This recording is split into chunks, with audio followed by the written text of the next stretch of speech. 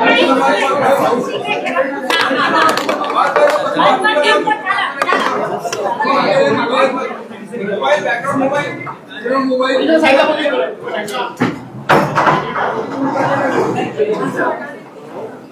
सुरू करूया.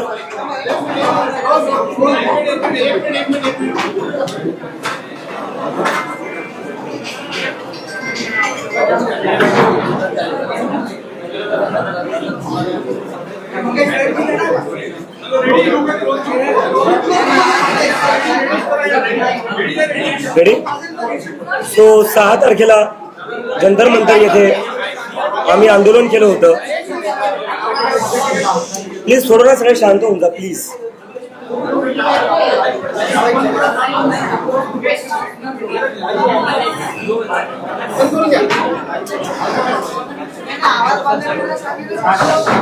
सगळे प्लीज थोडं शांत होऊन जा प्लीज. मी स्टार्ट करतोय. 6 तारखेला आपण पाहिलं होतं जंतर मंतरला किती मोठं आंदोलन झालं होतं आणि तिथून आम्ही रिक्वेस्ट केली होती एज्युकेशन मिनिस्टर धर्मेंद्र प्रधान यांना की आता तरी तुम्ही काहीतरी नैतिक जिम्मेदारी घ्या आणि ज्या स्टुडंट्सनी सुसाईड केलेली आहे आणि जे 1 करोडपेक्षा जास्त स्टुडंट्स आहेत CBSE नीट SC UETचे SSC GDचे त्यांचे जे फ्युचरचा तुम्ही एकदम वाटोळं केलेलं आहे आणि कुठं तुम्ही त्यांना काही सवलती दिल्या नाही, त्यांच्यासाठी काही अरेंजमेंट्स केल्या नाही तर त्याची कुठे ना कुठे तुम्ही जिम्मेदारी घेऊन राजीनामा दिला पाहिजे. आम्ही 6 तारखेला त्यांना रिक्वेस्ट केली होती आणि आम्ही 13 तारखेपर्यंत अल्टिमेटम दिलं होतं. जर 13 तारखेपर्यंत ते राजीनामा देणार नसतील तर आम्ही हे आंदोलन देशव्यापी घेऊन जाऊ असं बोललो होतो. आणि मागच्या 1 आठवड्यात मी पुण्यात आंदोलन केलं, मी लखनौत केलं, मी अमृतसरमध्ये केलं, मी जयपूरला केलं, आज मी नागपुरात आलेलो आहे. आणि याच्यानंतर या सगळ्या देशभरातून आता सगळे युवा सगळे स्टुडंट्स येत्या 20 जूनला दिल्ली येथे येणार आहे आणि आम्ही पुन्हा आमचं एक शांतीपूर्ण आंदोलन करणार आहे आणि यावेळेस आम्ही राजीनामा घेतल्याशिवाय मागे जाणार नाही. तर आज नागपूरच्या आंदोलनानंतर मी सगळ्यांना आवाहन करतो, जेवढे या देशातील पेरेंट्स असतील, स्टुडंट्स असतील, युवक असतील, आपण सगळ्यांनी दिल्लीला 20 जूनला यायचं आहे आणि राजीनामा घेतल्याशिवाय जायचं नाहीये. कारण की आज आपल्या देशात, आज आपल्या डेमोक्रेसीमध्ये अकाउंटेबिलिटी नावाची गोष्ट राहिलेली नाहीये. काय अर्थ आहे अशा डेमोक्रेसीचा जर जिथं जेवढे लाखो करोडो लोक म्हणतात की शिक्षण मंत्र्यांनी राजीनामा दिला पाहिजे तरी ते मंत्री त्यांच्या खुर्चीवर चिटकून आहेत. कधीपर्यंत असं चालणार आहे? हेच जर एखाद्या मंत्र्याच्या घरच्या मुलांनी जर आत्महत्या केली असती तर पूर्ण सरकार इकडच्या तिकडे झालं असतं. ऑफिसर्स 5-5 मुलांनी सुसाईड केलेलं आहे. ऑफिसर्सला तुम्ही फक्त ट्रान्सफर केलेलं आहे, सस्पेंडही नाही केलेलं आहे. हे जर तुमच्या घरच्या मुलांनी आत्महत्या केली असती तुम्ही ऑफिसर्सला सस्पेंड केलं असतं, ट्रान्सफर नसतं केलं. आणि माझी पंतप्रधान नरेंद्र मोदी यांनाही रिक्वेस्ट आहे, तुम्ही धर्मेंद्र प्रधान यांचा राजीनामा घ्या. जर तुम्ही त्यांचा राजीनामा नाही घेणार तर कुठं ना कुठं ज्या आत्महत्यांसाठी आणि हा जो सगळा भोंगळ कारभार झालाय परीक्षांच्या बाबतीत, आज देशात एकही परीक्षा सरकारी अशी उरली नाहीये जिथं पेपर लीक होत नाही. 4000 दिवस झाले म्हणे पंतप्रधानांच्या टर्मला, सगळ्यात जास्त आतापर्यंत 4000 दिवसात कोणते 4 पेपर मला सांगा जे लीक नाही झालेत. तर मी जे प्राईम मिनिस्टर आहे, I request him to sack the education minister of India. If he doesn't then he is also responsible for all the mismanagement in the examination and the suicide of all the students of NEET. Thank you. परीक्षा को देखते हुए सरकार ने Telegram पे रोक लगाई है, कैसे देखते हैं आप इसको? टेलीग्राम पर रोक लगाने से क्या होगा? पेपर जो लीक हो रहा है वो तो सिस्टम के अंदर से हो रहा है, टेलीग्राम से नहीं हो रहा है. Telegram is just a medium. Leak तो अंदर के लोग कर रहे हैं ना, उनको आप क्या कर रहे हो? सस्पेंड कर, ट्रांसफर कर रहे हो. किसी एग्रीकल्चर डिपार्टमेंट का उनको सेक्रेटरी बना दिया, एक तरीके से प्रमोशन ही हो गया है. मतलब इस देश में एक स्टूडेंट की लाइफ की वैल्यू इतनी कम है कि आप 5-5 स्टूडेंट सुसाइड करने के बाद ऑफिसर्स को सस्पेंड भी नहीं कर रहे हो, बस ट्रांसफर कर रहे हो. इतनी स्टूडेंट्स की लाइफ की वैल्यू कम हो गई इस देश में.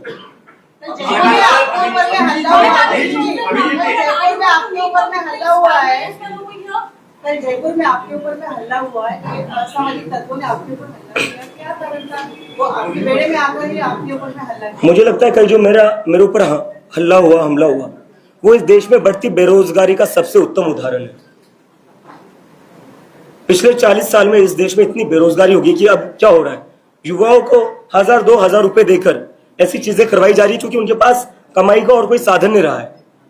तो ये बढ़ती बेरोजगारी का कारण है. अगर किसी के पास अच्छी जॉब होती, जिस इंसान ने मेरे ऊपर हमला किया, अगर उसके पास अच्छी जॉब होती, क्या वो ऐसी हरकत करता? नहीं करता. वो अभिजीत, कितने लोग दिल्ली में आने वाले दिनों में आंदोलन में सहभागी होने वाले, क्या दिल्ली को पूरा जाम करने की कोशिश की जाने वाली? सर जाम क्यों करेंगे? Jantar Mantar is a designated protest site, वहां पर कोई जाम नहीं लगता है सर। आप आइए, आप देखिए, ये प्रोटेस्ट साइट है जो रोड से अलग है। जाम वाम में हम नहीं जाने वाले sir. We are law abiding citizen और हम बस हमारे जो डेमोक्रेटिक राइट्स है उसको एक्सरसाइज करने जा रहे हैं। अभिजीत, आता मी 40 वर्ष झाले हे सुरू आहे, भाजपसोबत काँग्रेसलाही दोष देता का या सगळ्या अव्यवस्थेसाठी, बेरोजगारीसाठी, तरुणांचे ज्या प्रश्न निर्माण झाले त्यासाठी काँग्रेस ही तेवढी जबाबदार असं वाटतं? नक्की नक्की, कारण की हे काय म्हणजे मागच्या 10 वर्षातच झाले असं नाही। ते जेवढ्या पक्ष, जेवढ्या पार्ट्या आजपर्यंत सत्तात राहिल्या त्या पूर्ण रिस्पॉन्सिबल आहे। पण आज सत्ता कुणाची आहे ते विसरायला नको। काँग्रेसने जे केलं ते केलं, तेच बदलायला तुम्हाला आम्ही सत्तेत आणलं होतं ना, तेच बदलायला तुम्हाला जनतेने एक संधी दिली होती। राजीनामा नाही दिला तर हे आंदोलन सारखं चालू आहे का? I have chosen Nagpur because many students, many young people have been texting me, calling me to please come to Nagpur, and they want a peaceful protest here as well because even the students here are concerned. Abhijit, लगातार आप प्रदर्शन कर रहे हैं, लेकिन सरकार की ओर से कुछ पॉजिटिव रिस्पॉन्स नहीं आ रहा, तो क्या लगता है जिस तरह से आप प्रदर्शन कर रहे हैं, अगर रिस्पॉन्स नहीं आता तो भविष्य में आप राजनीतिक दल स्थापित करेंगे? राजनीतिक दल अगर मतलब मुझे एक इस्तीफा लेने के लिए, एक लोकतंत्र में जब स्टूडेंट्स की सुसाइड होती है उसकी जिम्मेदारी, अकाउंटेबिलिटी फिक्स करने के लिए अगर मुझे राजनीतिक दल बनाना पड़े तो ये बहुत ही शर्मनाक बात है। हर कोई राजनीतिक दल तो नहीं बना सकता ना, चुनकर क्यों भेजते हैं हम? अगर हमें ही राजनीतिक दल बनाना है तो हम उनको क्यों चुनकर भेज रहे हैं? चुनकर इसलिए भेज रहे हैं ना, वो अपना काम ठीक से करे, या जब कुछ गड़बड़ हो तो वो लोग चीजों की जिम्मेदारी और चीजें ठीक करें। इसका तो मतलब ये हो गया कल को किसी के घर में पानी नहीं आ रहा है, बिजली नहीं आ रहा है, तो उसको आप बोल दोगे राजनीतिक दल बना लो और अपनी बिजली पानी शुरू कर दो। लेकिन जब बीजेपी का जन्म हुआ है, अस्तित्व में आई है, तो हर युवा जो वर्ग है पॉपुलर जनता पार्टी से जुड़ना चाहता है और कहीं न कहीं मांग कर रहा है कि वो राजनीति में आए और देश का भविष्य सुधारे। ऐसी भी सोच तमाम युवाओं की। बिल्कुल, मुझे लगता है इसका एक ही रीजन है कि जितने भी अभी के पॉलिटिकल पार्टीज है उन सभी ने आज का जो हमारा युवा है उनको डिसअपॉइंट किया है। हमने देखा है कि पिछले 10-12 साल में कैसे हिंदू मुस्लिम की राजनीति इस देश में हो रही है और कोई राजनीति नहीं हो रही। इलेक्शन आ रहे, हिंदू मुस्लिम पर बात हो रही है, उसमें युवाओं के लिए क्या है? हिंदू मुस्लिम से युवाओं को क्या भला हुआ है? तो उनके एग्जाम्स अच्छे से कंडक्ट हो रहे हैं, तो उनको जॉब्स मिल रही है? हिंदू मुस्लिम की राजनीति से नहीं मिल रही है ना। तो युवा को मिल क्या रहा है? आप क्या दे रहे हो उनको? आप ना उनके कंसर्न्स को समझ पा रहे हो, ना आप उनके होप्स एंड एस्पिरेशंस को एड्रेस कर पा रहे हो। और यही कारण है कि कॉकरोच जनता पार्टी को इतना ज्यादा समर्थन मिल रहा है, क्योंकि सारे एग्जिस्टिंग पॉलिटिकल पार्टीज पूरा डिसअपॉइंट कर चुके हैं इस देश के युवा को। नागपुरातलं हे आंदोलन वेगळं महत्व आहे, कारण की या ठिकाणी भारतरत्न डॉक्टर बाबासाहेब आंबेडकरांनी दीक्षाभूमी घेतली। ही दीक्षाभूमी आहे, ही राष्ट्रीय स्वयंसेवक संघाची भूमी आहे, संघ मुख्यालय या ठिकाणी आहे। त्यामुळे या आंदोलनाकडे वेगळ्या नजरेनं बघितलं जात आहे। तुम्हाला काय वाटतं? आमच्यासाठी एक शांतपूर्ण आंदोलन असणार आहे, स्टुडंटच्या इश्यूजवर असणार आहे, बाकी आम्ही बाकी गोष्टींवर करू। राजीनामा नाही दिला तर आपलं आंदोलन हे असं सुरू राहील। राजीनामा घेतल्याशिवाय आंदोलन बंद पडणार नाही। अभिजीत जी, श्रीलंका, बांग्लादेश, नेपाल में जो कुछ भी हुआ उसको कैसे देखते हैं आप, और क्या आपकी उम्मीद है कि वो देश में भी, वो भारत में भी? मुझे समझ नहीं आ रहा है आप सारे लोग बांग्लादेश, नेपाल, श्रीलंका से इतने ऑब्सेस क्यों हो? मैं जवाब दे रहा हूँ। हमें नेपाल, बांग्लादेश और श्रीलंका को देखने की जरूरत क्यों है सर? भारत देश 1947 में आजाद हुआ था, एक आंदोलन से हुआ था। उस आंदोलन को चलाया था महात्मा गांधी जैसे इंसान ने, जो पूरे विश्व में शांति की मिसाल है। तो हम क्यों देखें नेपाल, बांग्लादेश, श्रीलंका में क्या हो रहा है? 1980 का दौर था, इमरजेंसी थी सर। आज जो लोग हमें बदनाम कर रहे हैं, आज जो लोग हमें नेपाल, बांग्लादेश में जो हुआ उससे कंपेयर करके बदनाम करने की कोशिश कर रहे हैं, वही लोग थे जो इमरजेंसी के खिलाफ आंदोलन कर रहे थे। भारत एक ऐसा देश है जो आंदोलन से आजाद हुआ है। भारत एक ऐसा देश है जो आंदोलन की वजह से आज भी एक लोकतंत्र है। तो ये देश लोकतंत्र से बना है, ये देश आंदोलन से बना है, आंदोलन से टिका हुआ है, और आंदोलन is a very good thing for a healthy democracy. आंबेडकरांनी आपल्यावर आक्षेप घेतला, आपण ते पुस्तक घेतली होती माय ऑटोग्राफी, ते आरएसएस चे विचारधारेची पुस्तक आहे असं त्यांनी म्हटलंय। तुमच्या आयडियोलॉजीवर त्यांनी प्रश्न उपस्थित केलाय की अभिजित दिपके हे आरएसएस चे विचारधारेचे आहेत का? आता कालच माझ्यावर आरएसएसच्या लोकांनी हल्ला केला तर मी कसं काय त्या विचारधारेचा असू शकतो? आणि coming to Sujata Ambedkar, he is free to have his opinion. मला त्याच्यावर काही जास्त बोलायचं नाही.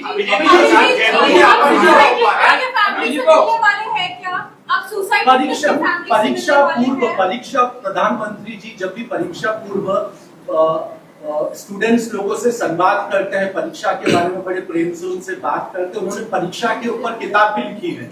आपको क्या लगता है कि प्रधानमंत्री जी ने एक बार सामने आना चाहिए, स्टूडेंट्स को एश्योरेंस देना चाहिए कि ऐसा वापस से जो पेपर लीक से ऐसा नहीं होना चाहिए? आपको ऐसा लगता है प्रधानमंत्री जी ने आगे आना चाहिए?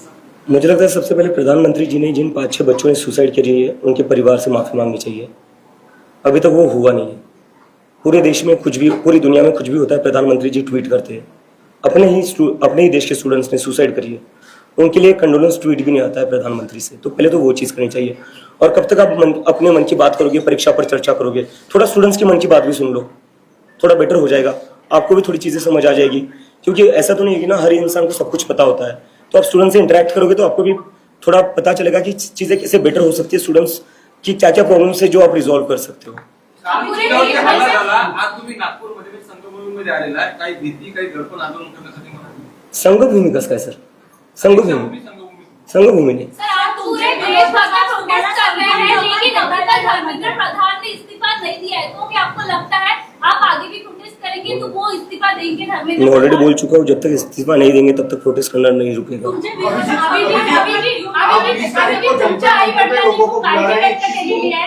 तुमच्या आई-वडिलांनी काळजी व्यक्त केलेली आहे. तुम्हाला वाटत नाही तुमच्या कुटुंबाप्रती पण तुमची काहीतरी जबाबदारी आहे? नाही, नक्की माझ्या कुटुंबाप्रती माझी जबाबदारी आहे, पण त्यापेक्षा मोठी जबाबदारी मला माझ्या देशाप्रती आहे. ते मला ती जबाबदारी बघावं लागणार आहे. अभिजीत जी, केंद्र सरकार अगर देखा जाएगा तो डेवलपमेंट की 2014 से बहुत बात करती है. बीजेपी और अभिजीत दिक्के किस नजरिए से देखता है कि डेवलपमेंट के मुद्दे पर पॉलिटिकल? कौन सी डेवलपमेंट सर? कितने स्मार्ट सिटी बोले थे? 200. एक स्मार्ट सिटी दिखा दो मुझे, कहाँ पर है? औरंगाबाद, छत्रपति संभाजी नगर, जो आज के दौर में है, वो बोला गया था छत्रपति संभाजी नगर को स्मार्ट सिटी बनाया जाएगा. मैं वहां से आता हूँ, कुछ स्मार्ट नहीं हुआ है वहां पर. पुणे गया था मैं, जो स्मार्ट सिटी बनने वाला था वो भी स्मार्ट सिटी नहीं बनाया. तो जो सबसे पहले तो मैं जो सबसे बड़ा उनका था स्मार्ट सिटी, एक स्मार्ट सिटी बता दीजिए मुझे जो सच में स्मार्ट बन चुकी है. दूसरा था स्वच्छ भारत अभियान. अभी मैं पिछले एक हफ्ते में पूरे देश भर में घूमा हूँ, 5-6 अलग अलग राज्यों में गया हूँ. एक राज्य मुझे नहीं दिखा जो स्वच्छ हो. तो कौन सा डेवलपमेंट हो रहा है? बुलेट ट्रेन 12 साल हो गए, और कितने साल चाहिए आपको बुलेट ट्रेन लाने के लिए?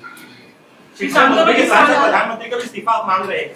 पहले शिक्षा मंत्री का तो हो जाए. प्रधानमंत्री तो बहुत बड़ी चीज है. Abhijeet, are you going to meet the suicide victims' family or not? I won't comment on that. Abhijeet please काय आंदोलन झालं तर अनेक अशा संघटना होत्या की ज्या तुमच्या विचाराशी सुसंगत नव्हत्या. म्हणजे शिक्षणामध्ये भारताबद्दल दुसरं जे केलं तुम्हाला सोडत नाही का तुमचं आंदोलन हायजॅक होऊ शकतं भविष्यात? हायजॅकचा प्रश्न नाही सर. प्रश्न आहे 1 करोडपेक्षा जास्त स्टुडंट्सचा. स्टुडंट्स सोबत जे उभा असतील, ज्यांना स्टुडंट्सची चिंता आहे, या देशाच्या युवकांची चिंता आहे, त्यांनी यावं आमच्या आंदोलनात.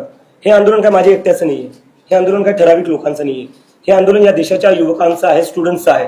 ज्यांना यायचं आहे त्यांनी यावं आणि सपोर्ट करावा. तुमच्या आंदोलनाच्या काही संघटना मिसळल्या त्यांची संशयास्पद आहे.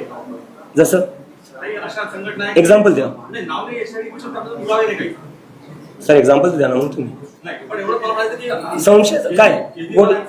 केजरीवालांचा आंदोलन ज्या प्रकारे हायजॅक झाला किंवा एका संघटना सुरू होऊ नये असं मला वाटतं म्हणून तुम्हाला विचारतो आहे. नाही सर, स्टुडंट्स आहे सगळे आंदोलनात, सगळे स्टुडंट्स आहे. सर, आरोप लागतात आंदोलन जो आहे तो आम आदमी पार्टी स्पॉन्सर्ड आहे. नागपुरातील आपल्यासोबत जे लोक आहेत ते जास्त तर जे आम आदमी पार्टीचे लोक आहेत. तर हा आंदोलन जे आम आदमी पार्टी स्पॉन्सर्ड आहे.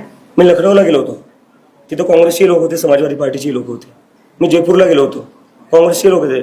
मला बीजेपीचे लोक भेटले, ते म्हणले आम्ही ओपनली सपोर्ट नाही करू शकत, पण तुम्हाला जे काय लागेल या आंदोलनासाठी आम्ही तयार आहे.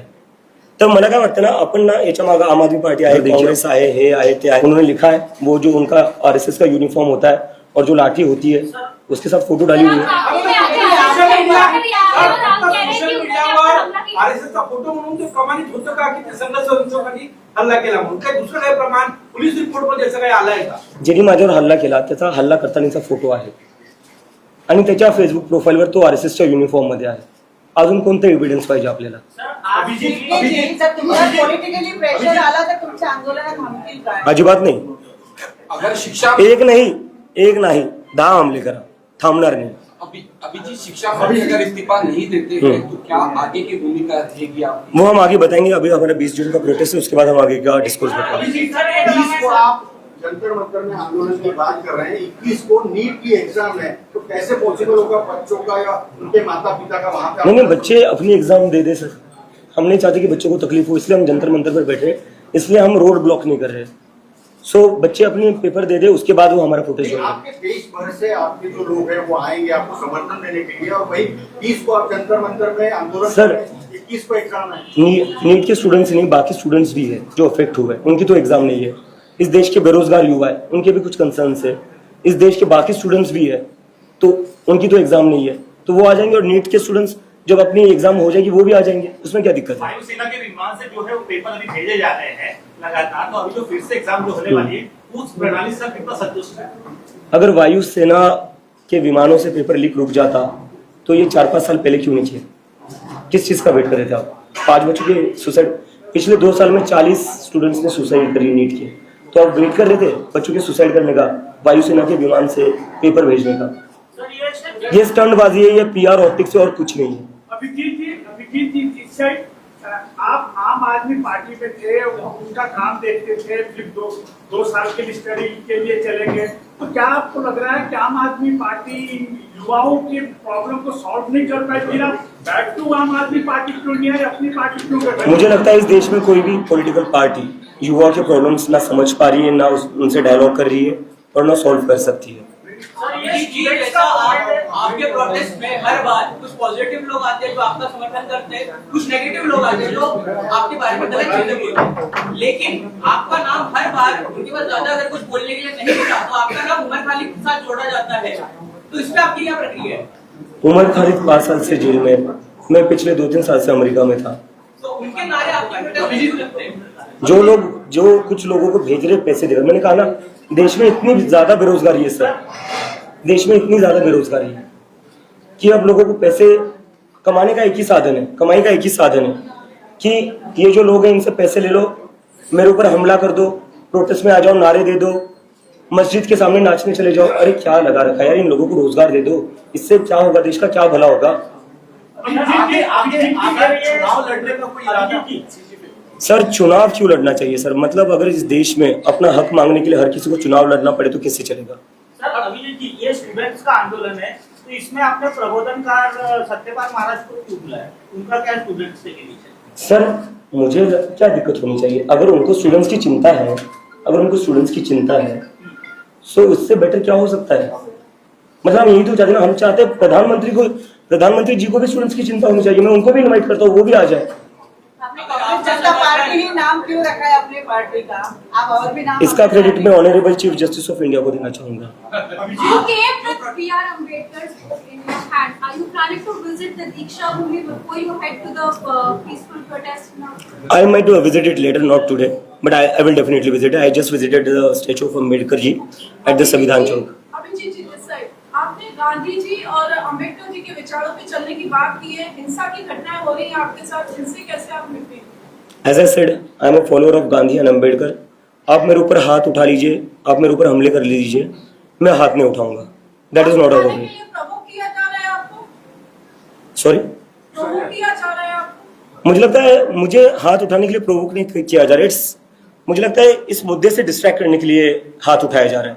क्योंकि कल से क्या हुआ है, कल जयपुर में मुझे बहुत सारे लोग बोल रहे थे कि इतनी बड़ी संख्या में कभी लोग किसी एक पॉलिटिकल मूवमेंट के लिए या जो बीजेपी और कांग्रेस का इवेंट नहीं होता है उसके लिए कभी इतने ज्यादा लोग आए नहीं थे। This was the first time in Rajasthan इतनी बड़ी गैदरिंग हुई थी। तो कहीं ना कहीं उससे भटकाने के लिए, उससे ध्यान भटकाने के लिए हमले किए जाते हैं। क्योंकि कल से मीडिया में वही चल रहा है, अभिजीत पर हमला, अभिजीत पर हमला। अरे अभिजीत पर हमला होने दो, एक नहीं यार 10 हमले करवाओ। धर्मेंद्र प्रधान बस इस्तीफा दे दे और 10 हमले सह लेंगे हम। सरकार आपको इतने हल्के में क्यों ले रही है, क्या वजह? सरकार मुझे लगता है हर किसी को ही हल्के में ले रही है, स्टूडेंट्स को हल्के में ले रही है। इस देश में ऐसा कौन नहीं है जिसको सरकार हल्के में ले रही है। जैसे बढ़ता हुआ जो जनाधार दिख रहा है कांग्रेस पार्टी का, उसको मुझे लगता है ये एरोगेंस और कुछ नहीं है। 12 साल हो गए पावर में, अब इन लोगों को लगता है इनको सत्ता से कोई हटा नहीं सकता। और जो भी इंसान पावर में बहुत ज्यादा देर रहता है उसके दिमाग में ये डिल्यूजन आ जाता है एक टाइम के बाद कि अब तो मैं ही सर्वे सर्वा हूँ, मैं ही महामानव हूँ। कितनी उम्मीद कर रहे हैं आप, कितना इकट्ठा होगा, कितने युवा आएंगे? दिल्ली में ऐसा देखा गया कि काफी युवाओं के अलावा बुजुर्ग भी आए थे, तो क्या लग रहा है आपको कि यहाँ पे भी उनके पेरेंट्स को भी आपने निमंत्रित किया, कितना मौत हो सकता है? बिल्कुल, मुझे लगता है ये दिल्ली से भी बड़ा होगा, जंतर मंतर से बड़ा होगा। अभी अलायंस के 5 पॉइंट प्रोग्राम में उन्होंने नीट एग्जाम लीकेजेस या पेपर लीकेजेस का इशू रखा था। अपोजिशन पार्टी के रोल से आप सहमत है क्या, और क्या आप अपने प्रोटेस्ट में अपोजिशन पार्टीज को इनवाइट करना चाहेंगे? अपोजिशन पार्टीज को मैं कोई होता नहीं हूँ कुछ बताने के लिए उनको क्या करना चाहिए क्या नहीं, because I am very young. वो लोग तो मतलब कई सालों से पॉलिटिक्स कर रहे हैं। और दूसरी चीज, yes, we invite everybody who wants to support the students, who want to demand justice for the students. All of them should join and support us, because we are here just to seek justice for the students who have committed suicide and the 1 crore students who have been wronged by the system. Abhijeet ji, आप मंच पे अकेले हैं, अकेले नेतृत्व कर रहे हैं। आपको लगता नहीं कि आपके साथ ये कॉकरोच पार्टी में और नेतृत्व सामने आना चाहिए?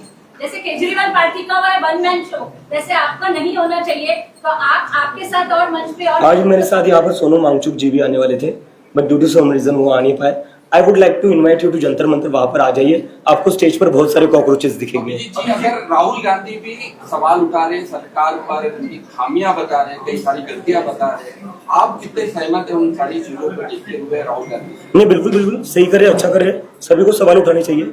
राहुल गांधी जी विषय संवाद साधना है, काय विषय? नहीं, सर, इस देश का अपोजिशन है वो पूरी तरह अभी कमजोर पड़ चुका है, तो क्या आपको लगता है सीजेपी एक अपोजिशन बड़ी अच्छी पार्टी बनकर उभरेगा? देखो, ये बात ये नहीं है कि अपोजिशन कमजोर पड़ा या सीजेपी अच्छा एक अपोजिशन उभरेगा या नहीं। हमें समझना पड़ेगा इस देश में क्या हो रहा है। महाराष्ट्र में क्या हुआ? हमारे महाराष्ट्र में 2 सबसे बड़ी पार्टियों को तोड़ा गया। बंगाल में क्या हुआ? पूरी टीएमसी को उठाकर बीजेपी में शामिल कर गया, हाईजैक किया गया, किडनैप किया गया। और इलेक्शन की बात रही, बंगाल में ममता बनर्जी की सीट पर 50,000 वोट डिलीट होते हैं, वो 15,000 वोट से हारती है। तमिलनाडु में एमके स्टालिन की सीट पर 1 लाख वोट डिलीट होते हैं, वो 50,000 वोट से हारते हैं। दिल्ली में अरविंद केजरीवाल की सीट पर 40,000 वोट डिलीट होते हैं, वो 4,000 वोट से हारते हैं। तो ये क्या चल रहा है? जहां जहां वोट डिलीट हो रहे हैं वहां बस एक ही पार्टी को फायदा हो रहा है। आप बस पार्टियां तोड़ ले रहे हो, आप वोट भी चुरा रहे हो। और मैं एक टाइम के लिए मान भी लूं कि एसआईआर वोट डिलीशन का बीजेपी से कोई लेना देना नहीं है, इलेक्शन कमीशन बहुत फ्री एंड फेयर काम कर रहा है। तो मेरा ये सवाल है कि जब भी वोट डिलीट होते हैं फिर बीजेपी को भी फायदा क्यों होता है, किसी और पार्टी को फायदा क्यों नहीं हो रहा है? आपने अभी कहा कि आप इलेक्शन नहीं लड़ेंगे। एक सवाल मैम अभी रिपीट मत करना, बाकी लोगों को जवाब सवाल के लिए मौका देंगे। अभी जे विचार आहे ते महाविकास आघाडी जे अलायन्स आहे त्यांच्याशी मित्रजुळती आहे। आता तुम्ही टीएमसी बद्दल बोलले, तुम्ही इतर पक्षाबद्दल, तुम्ही वोट डिलिशन बद्दल बोलले, भविष्यात असा काही प्लॅन आहे का महाविकास आघाडी सोबत? सर, भविष्यात महाविकास आघाडीचा प्लॅन नाही, विचार आहे डेमोक्रेसी कशी सशक्त होऊ शकते, कशी स्ट्रेंथन होऊ शकते। जर वोट डिलीट होतील, जर इलेक्शन फ्री अँड फेअर नाही होणार तर काय अर्थ आहे कोण इलेक्शन लढतंय कोण नाही लढतंय? इलेक्शनच्या आधीच जर तुमचे रिझल्ट डिसाइडेड असतील तर काय अर्थ आहे? पण येणाऱ्या दिवसात तर हा मुद्दा उठेलच ना की सीजेपीच्या तुमच्या सोबत एवढा मॉप आहे आणि निवडणुका येतात तर त्यांनी कोणाला सपोर्ट करावा हा मुद्दा राहील ना? तो सध्याचा मुद्दा Organizations that are supporting you today in this protest? All the student organisations are supporting. Rahul Gandhi ने भी छात्रों को इसमें बोला है पेपर लीक मामले में, उन्होंने ये कहा है कि पेपर लीक होता है ये व्यवस्था की विफलता नहीं है, पर करोड़ों जो बच्चे हैं उनके सपनों के ऊपर आघात है। बिल्कुल जी, वही बात है सर।